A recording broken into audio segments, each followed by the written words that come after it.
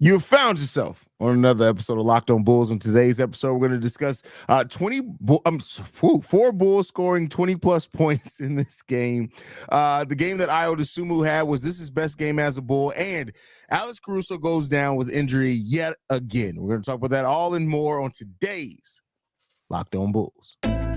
You are Locked On Bulls, your daily podcast on the Chicago Bulls, part of the Locked On Podcast Network, your team every day.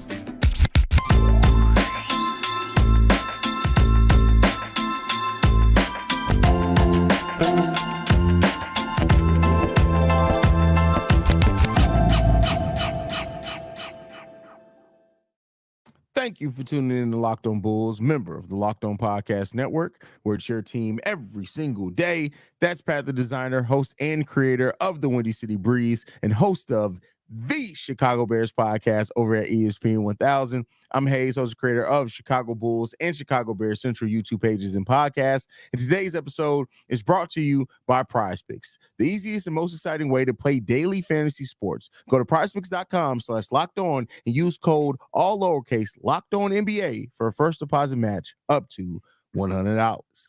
Pat, the Bulls get a win against the Miami Heat, a win that we needed after we had a winning streak. We had a 2-game losing streak. We come back in here, we get a win against the Miami Heat. They were missing Bam. They were missing Tyler Hero, amongst others. HAize killing the Chicago Bulls in the beginning, in the first quarter of this game. But this was very much so a tale of two halves with the Chicago Bulls. When you look at the first half of the game, the Chicago Bulls, they played okay, mainly because of that first quarter. The second quarter was terrible. But then when you look at the second half of this game, they came in 48% shooting from the field, 30% shooting from three-point range. Nikola Vucevic completely saved the Bulls in that third quarter specifically, scoring 15 points just in the third quarter.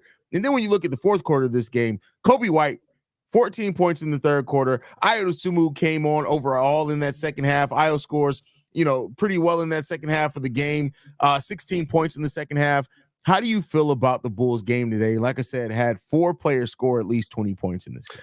I thought, listen, this was the Chicago Bulls team that we've been hoping for, right? I understand versus a banged up Miami team, but a Miami team that has some battle-tested players on there, right? Like when you look at a Caleb Martin, when you look at Jimmy Butler, of course, Duncan Robinson and Kevin Love, right? You still see some names on that team that feel like they are a very battle-tested team. We've seen that Miami team go out there and win games, right? Of course, being shorthanded tonight, that's going to put a little bit of a damper on this Bulls team as a whole. But I thought that this was finally the Bulls team that we've been waiting for. It's not only just seeing 4 guys get into the 20-plus point range, but it was how they did it, right? This was the ball movement that we've been looking for. This was the defense at times that we've been looking for. I thought that first half, even though really, right, like when you look at the second quarter as a whole, to me, I feel like the start of the second quarter was my biggest issue, which coincided with the end of the first, right? I think at the end of the first, there was a 4-minute stretch there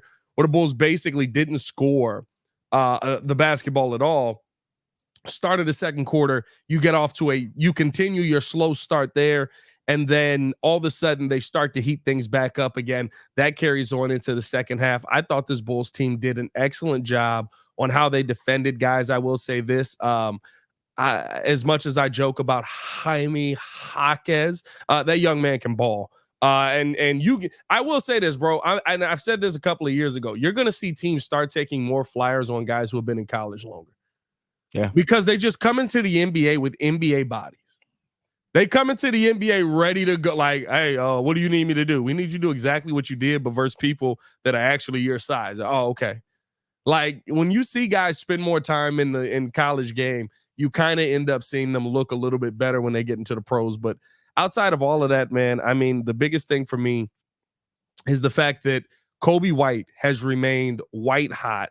And absolutely came out and cooked versus the Miami Heat. And I think that, right, to me, if I'm AK right now, why am I going out if I'm trying to accommodate Zach LaVine and send him to the Lakers? Why am I going to get D'Angelo Russell? Why would I bring in another player who could possibly hinder the development that I've seen this young man have? I love what we saw from this Bulls team as a whole tonight, and I love how Coby led the way. I mean, honestly, it felt like we had a leader on the court.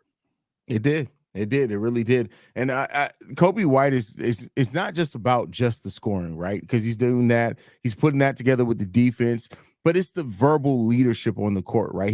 We're seeing somebody blossom into a leader, and that is something that you can build off on. That's something that makes it a linchpin in what you do going forward. Coby White is not only just showing that, yeah, he can score, he can shoot lights out at times, things like that, but he's willing to do whatever it takes to win. And you need players like that on your team, as well as turning into that vote. His confidence is now getting to a place where he's not necessarily getting guys' faces, because I don't think he needs to do that yet, but like, he's telling guys where to be. He's talking to guys. He's telling them about missed assignments. He's leading, and we haven't had a leader like that since really Zoe, and then maybe briefly with Pat Bev, and it's good to see those type of things out there from Coby. No, 100%. I thought the best part about it is what you said, right? Like, Coby White's willing to do anything. You know those players that always say, I'm willing to do anything for a win, but then you don't see him play defense? Facts. Yeah, I mean, like, we have one here. We actually have two here. I mean, we'd be 100% honest. Like, we've got a couple of those guys here, but like, Coby White's willing to literally do anything. He's down there on the rebounds. He's facilitating the ball when he needs to. He's able to get the shot up. He's able to knock down the three ball. He's finding a way to get to the bucket. Defensively, he's remaining engaged. He's not the best defender on the floor night in and night out by any stretch of the imagination. But is he a solid defender? Yes. Is he putting effort in on the defensive end? Yes. Is he trying to get those short arms in the passing lanes? 110%. I give Coby White credit for the player that he has turned himself into. And I think that, right, the development we've seen with him tonight might have been a little bit of I don't want to say like a pinnacle, right? Because you got to see it again. The number one thing with Coby is consistency. He said it coming into the season. We've said it here on Locked On Bulls a million times. Coby White has had moments where he's played really well. Now, I think this is probably the best stretch we've ever seen from him, but he's played really well. And then that consistency doesn't kick in going into the next month. But one thing we saw last year that I think we're continuing to see this year, even when Coby's shooting wasn't falling, Coby White kept the defensive intensity up. Coby White kept trying to get the team involved. Coby White kept going down there and trying to be involved in the rebounding battle off of the bench. Now he's taking that into the starting lineup. He's getting the number one options on that. I love the game that we're seeing from Coby, and I just think that it's being very infectious on everything else this Bulls team has going. You pair that with the veteran leadership of DeMar DeRozan as well. We're finally starting to see this Bulls team move in the right direction. Of course, against the hobbled Miami team, but when you are where we were, you take any win you can get, and you don't question it, because guess what? If you lose this game, the conversation is you couldn't beat a hobbled Miami team. And by the way, you also couldn't just beat a hobbled Denver team that got one of their best players thrown out in the middle of that. So take any win you can get. Yeah, and then their other best player wasn't even in the game to start off with. So yeah, I think that plays a big part in it as well. So yeah, I mean, when it comes down to it, this team and the way that they are growing and developing has been good, and Coby White's been a big part of that. You look at Vooch, who had a questionable first half, come in there, big third quarter, solid fourth quarter, finished the game pretty confident. DeMar, how'd you feel about DeMar's game in this? I liked what I saw from DeMar. I felt like DeMar was picking and choosing. I guess the one part of DeMar's game that I didn't like was maybe, did it feel like he got a little I guess not. To me, like, as I watched it felt like he wasn't aggressive in moments where I was actually looking for DeMar to kind of be a little bit aggressive, right? And I get it. You're picking and choosing. You know what I mean? Like, you're picking and choosing when DeMar's going hard, when DeMar's playing at his best, when DeMar's attacking, all of that stuff, right? Like, but I thought that there were moments where Coby was trying to get DeMar back involved in the game, and DeMar didn't take some of those shots. But outside of that, I mean, he played really well. He played really well. I thought that, again, he was one of the guys that you don't want him to stop what the young guys are doing, and he didn't do that tonight. Well, he's deferring to Coby, and that's starting to be evident that he's willing to defer to Coby White. Keep in mind, this is a guy that he's mentored, things like that, so that makes sense. But yeah, DeMar in the fourth quarter of this game going 1 of 3, 7 points. Didn't have the assist numbers that we've seen from DeMar at times, but I like the way that he still found a way to make an impact. Was it perfect? No. Were there times where he slowed the ball down? Yeah, but that doesn't just because you say that doesn't mean it's like, hey, DeMar played like absolute crap. I mean, he needs to get off his offense, and because to do that, sometimes it's going to slow things down a little bit for it. So, well, and I think here's the thing too, right? DeMar in that fourth quarter doesn't get in Coby White's way. We just talked about this, what, this 2 is games true. ago, Yeah. where DeMar DeRozan is trying to slow things down. He's trying to one-on-one, take the one-on-one approach. Well, he didn't do that tonight. He let the young guys cook. Ayo Dosunmu and DeMar DeRozan really, really going in that fourth quarter. That's what we've been wanting to see. Heck, what was it? What was the game? It wasn't Denver. Who was the first game we lost? Bucks. It wasn't the Bucks either. The Bucks game was good. Maybe it was one of the games we won. One of them that we had recently talked about, where DeMar DeRozan just kind of tried to take over in the fourth, and we were like, "Why? I don't get why he went with that approach when Coby was cooking that entire time."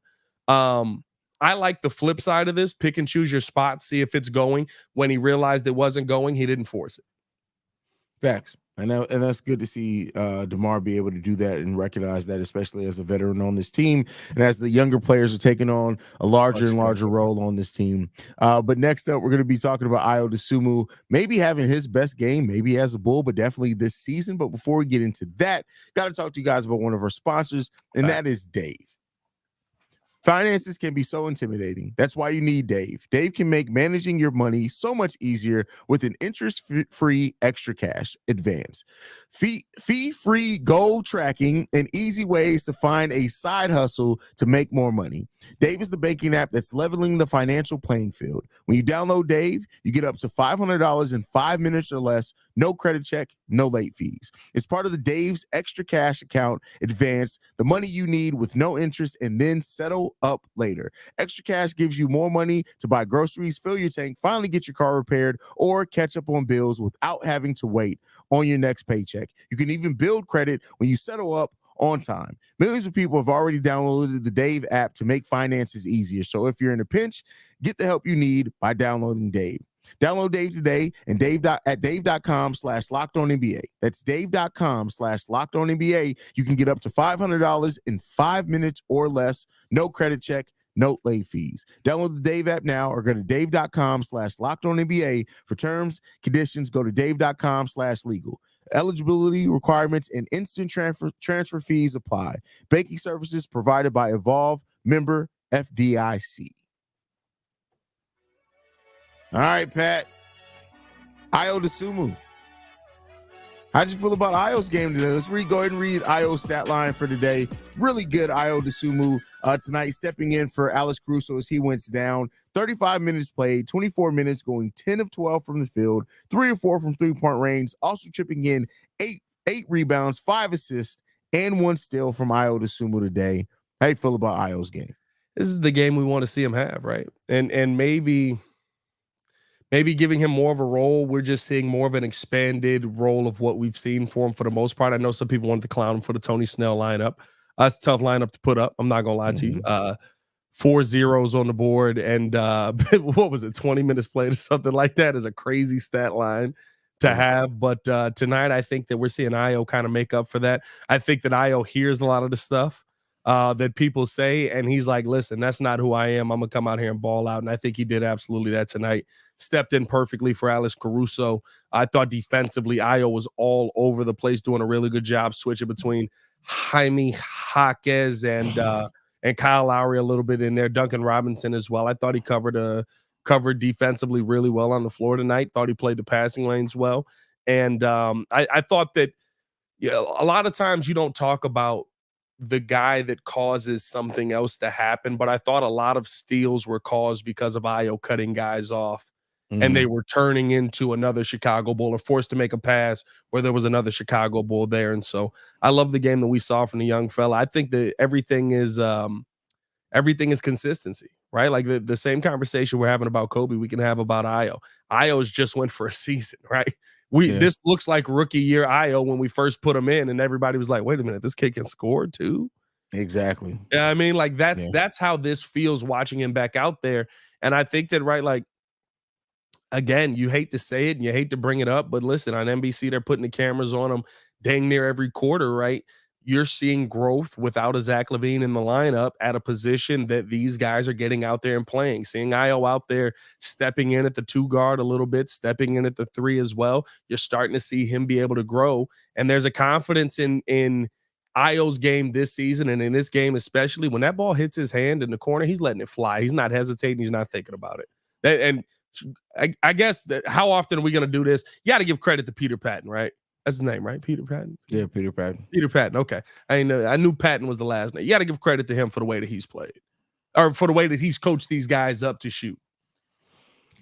Yeah, I mean, Kobe's not necessarily taking a whole lot more threes than what he did early in his career. He's not taking more at all. Honestly, it's just that the confidence in taking it, though, right? And that's what makes it seem a little bit more flawless out there for Ayo. And I think also it's just that Ayo's playing more free out there. He's no longer trying to fit into a point guard role. He's just playing his game. And when he gets out in transition, he's finishing around the rim better. The confidence is going. The defense is still there. Ayo's really rounding out to a nice player that I think we all understood that this is probably better suited for Ayo, right? I understand why he was the starting point guard when we needed it to happen, things like that. But now Ayo's in this role off the bench and, stepping into the starting lineup when Caruso's down, and it's working for him. He doesn't have to do the ball handling. He's able to focus on things. The team's playing with more up-tempo. That plays into his game as well. And we're just seeing a player that where the team is headed fits his game, and he's also confident again, and he's just thriving in that at times. Now, what I will ask is this, right? Is Ayo's game now something that we have to just kind of mentally say? First off, he's a second round pick. I don't know if everybody remembers that or not. Like, he's doing pretty well. But is his game something that we have to think of kind of as a bench player, right? I don't expect Torrey Craig to put up 24 a night.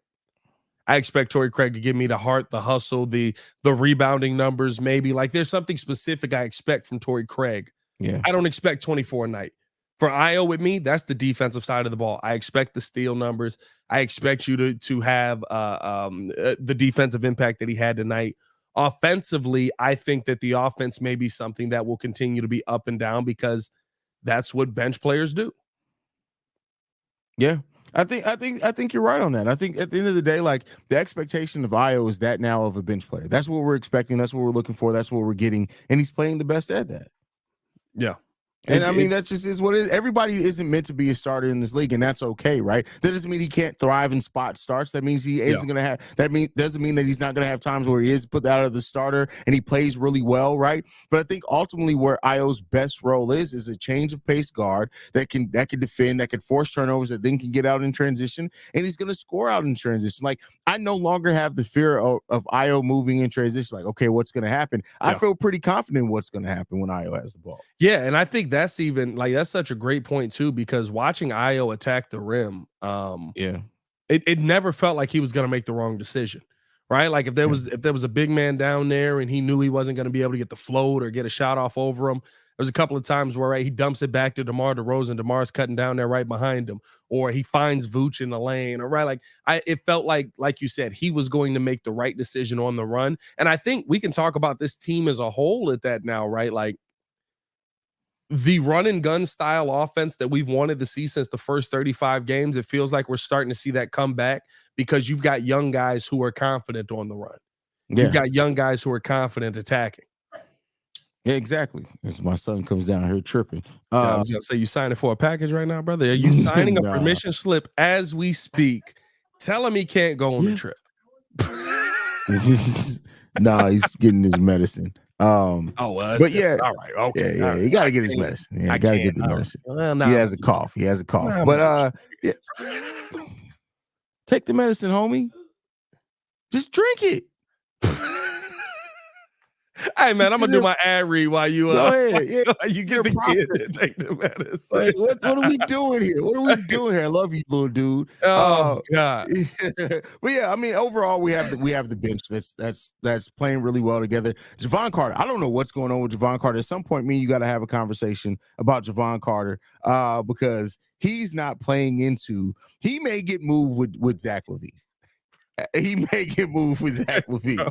Listen, you know what pisses me off more than anything is when the ball hits his hand on a wide open three and he don't shoot. Because that's all you said when you showed up was, if the ball hits my hand, you know I'm gonna let it fly. Let it fly.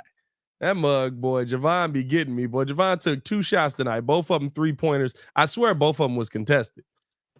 Yeah. Like, come on, dog. You I gotta don't know do what better. Javon Carter's I doing. don't know what's going on with Javon. Defensively, I mean, he's still getting after it, but offensively, I don't know, bro. That's tough, man. Hey, let's keep this thing moving along. Now, we do got to tell you guys about PrizePicks before we get into this final topic, talking about Alex Caruso, unfortunately being injured again with basketball season here. You can now pick combo projections with PrizePicks. This is the most interesting thing in the world because I feel like it is you're talking about not just trying to get something on the basketball game. You're talking about combining football and basketball from the special league, a league specifically created for combo projections that include 2 or more players from different sports or leagues. For example, Zion Williamson and porn star. You can combo. No, never mind. LeBron James and Travis Kelce.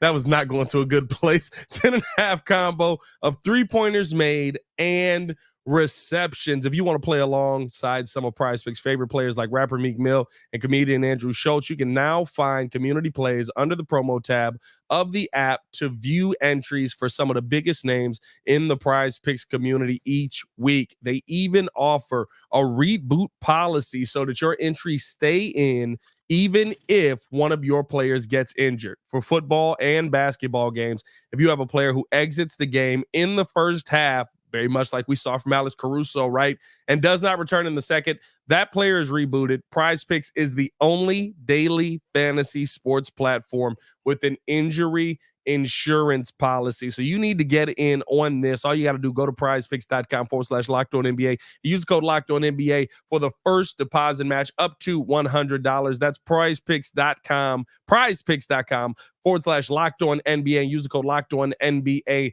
for the first deposit match up to $100. PrizePicks, daily fantasy made easy. All right, Pat. AC. Stay injured. That should be his nickname. Stay injured. That's tough. I mean, listen, I love when he's on the court, he's great, right? But let's be clear here. AC always has something going on. He's injured again, bro. I think that is because of, to me, he shouldn't have played that week. Yeah. We said that. And you keep putting him out there when I believe you feel you need him, not when he's ready to go. Yeah. If this is something that ends up being more lengthy, and I haven't seen any update on Alex Caruso, but if this is something that ends up being more lengthy, right, I think that it's a direct correlation with the Chicago Bulls throwing AC out there when AC is just, we need a firecracker. We need somebody to get us going. We need somebody to keep the fire alive on this team if we get into a tough moment in the fourth quarter. It seems like Billy Donovan was detailing Caruso's injury. It's the same foot, same general area. Vooch accidentally stepped on it in the first quarter, and that re-aggravated everything. So, I mean, we're expecting a couple more games of this, right? But like the foot's not healthy and someone stepped on his foot. Now, granted, it's a 7-footer. He's a big guy. But if the foot's not healthy, why is he on the floor? Feet are important in the game of basketball. I don't know if anybody knows this. Like, I get it, right? We need a little fire in our team, or like you got to figure out how to implement that on the court without Alex Caruso out there. You did it for 3.5 quarters of this game. Keep it going. What is it? Monday versus Miami. Where we at? What's today? Thursday, Friday, Sunday, Saturday versus Miami. It's a lot of games in a row. Saturday versus Miami. I forgot it wasn't Friday today. I ain't gonna lie to you, bro. Technically, this is Friday's episode. This probably this is true. But no, I love AC. And I think that sometimes you got to protect the player from himself. We know who he is. We know how he fights. We know he's gonna like swing on Billy Donovan to get out there, which everybody's probably not completely, not in sync on. But you can't hit your coach, and you got to keep your player up. Yeah, I mean, so when you look at our next slate of games, we have a pretty busy schedule. Like this week was already busy. We got 4 games again to next week: Monday, Wednesday, Thursday, Saturday. So basically, every other day we're playing next week.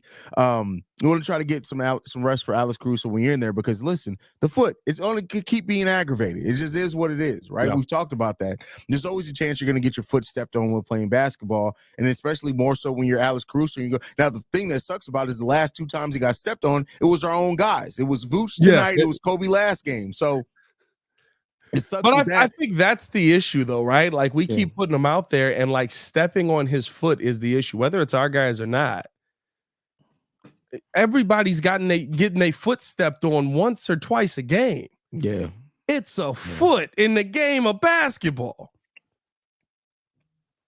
Yep, gotta protect your players, man. To me, that's a organization that needs to make a decision to sit Alex Caruso down and get whatever treatment he needs to get that back in. Now, I don't know what the extent of this injury is. I don't know if there's like a bone spur in the foot and it would be like a super extended amount of time that he's not out there. We've seen the Bulls kind of go down the drain when he's not out there, I guess. But I mean, this is something that what's he going to deal with? We're at the beginning of the season. He's going to deal with this till, possible if the Bulls possibly make the playoffs till the playoffs are over. I mean, probably over the All-Star break will probably be the time he gets some extended time off there, and hopefully that helps fix that there. But I think at this point you got to seriously consider about, especially if you're playing every other day next week, give him every other game off. That way he's basically getting 2 days rest between.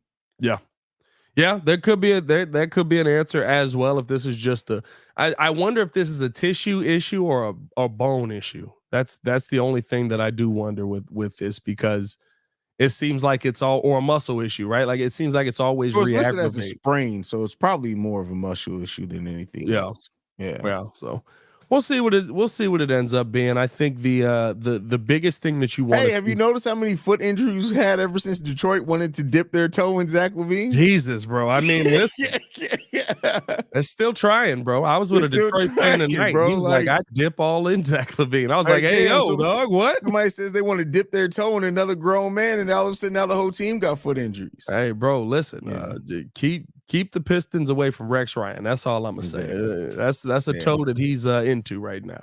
Yeah. But I don't know, bro. Like the Pistons got to fix that. We're gonna talk about them all. They suck. They suck worse than I thought they were gonna suck. Exactly. That's crazy. They have lost, what is it, 23 games in a row now? Yeah, it's bad, bro. It's bad. They're historically bad, bro. I almost feel bad. Why? It's Detroit Pistons. Most of me is laughing. I said almost. Yeah, no. Most of me is cackling because you spent like $500 billion on Monty Williams. Hey, listen, Monty, but this is why Monty wanted all that money to go there. Like, it's sad when a coach turns you down 2 times. And you have to come back and make them the highest paid coach in the year because they saw it. He knew. He was like, listen, this roster sucks. Bro, somebody, I had of course, I went to a premiere of one of my bosses. He had a movie tonight, so that's why I'm all suited and booted tonight. But, bro, like, a Pistons fan said to me tonight, bro, nobody on this team can shoot. And I started going over the roster in my head. And the only shooters they have are Bogdanovich and Alec Burks. Yeah. Nobody on this roster can shoot. This ain't even a good 2005 lineup. Yeah. Like, this is mind-blowing. And he hates Jaden Ivey. So, hey, man, maybe the Pistons will get their wish and they'll be able to dip their toe in Zach LaVine. And we'll be talking about Jaden Ivey, Alec Burks, and, those are win-now players, right? Kind of? I don't know. Anyway, I don't feel great about any of them. Hey, follow us on everything at Locked On Bulls. You can follow me on everything at Pat the Designer. Appreciate y'all for tuning in and showing love, and try not to dip y'all toes into anybody, bro. Y'all can follow me at CEO HAize, the CEO HAize. Thank you for tuning in to another episode of Locked On Bulls. We are free and available on every podcasting platform and app of your choice, as well as YouTube and the Odyssey app for Pat the Designer. I'm HAize. This has been Locked On Bulls. We out here. Peace, y'all. Peace. My bad. I just saw that the Raiders beat the Chargers 63-21. Jesus. I wonder if they dip their toe in anybody. Oh, no, they dip more than they toe in the Chargers tonight, brother. That's funny.